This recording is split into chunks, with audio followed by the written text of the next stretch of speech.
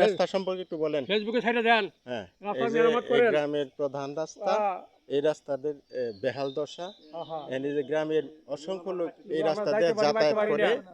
হ্যাঁ, এই রাস্তাটির স্থায়ী ব্যবস্থা না হলে এর কোনো ব্যবস্থা এখন পর্যন্ত হচ্ছে না, কারণ রাস্তা ভাঙ্গে আর গড়ে মানে এই স্বল্পকালীন মেরামতের কারণে রাস্তাটা কোনো উন্নয়ন হচ্ছে না। স্থায়ী একটা ব্যবস্থা হলে এই রাস্তাটা টেকসই হবে আমার মনে হয়।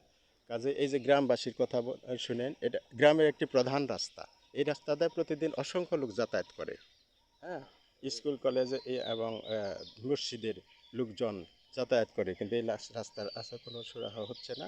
কাজে কর্তৃপক্ষের দৃষ্টি আকর্ষণ করছি, রাস্তাটি যেন দ্রুত মেরামতের ব্যবস্থা করা হয়।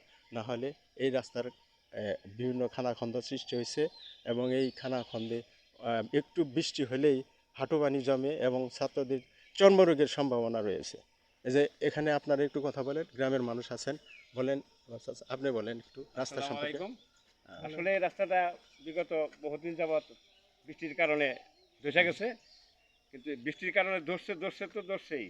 এমনকি এই রাস্তার প্লাস্টারিং করতে হলে আপনার ঢালাই প্লাস্টারিং করতে হবে, রড ঢালাই, তাছাড়া এই রাস্তা টিকবে না।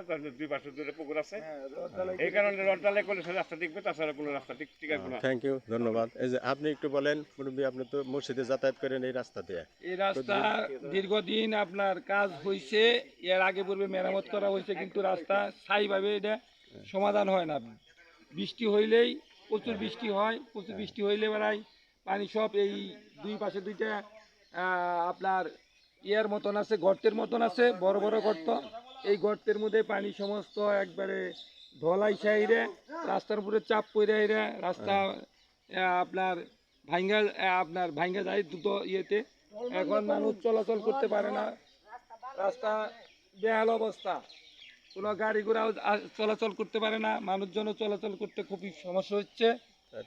এখন কর্তৃপক্ষের দৃষ্টি আকর্ষণ করছে দ্রুত এই রাস্তাটা যাতে সমাধান হয়, স্থায়ীভাবে যেন ব্যবস্থাপনা হয়, ভালোভাবে মেরামত হয়, দৃষ্টি আকর্ষণ করছি কর্তৃপক্ষের কাছে। আসসালামু আলাইকুম ওয়া রাহমাতুল্লাহ।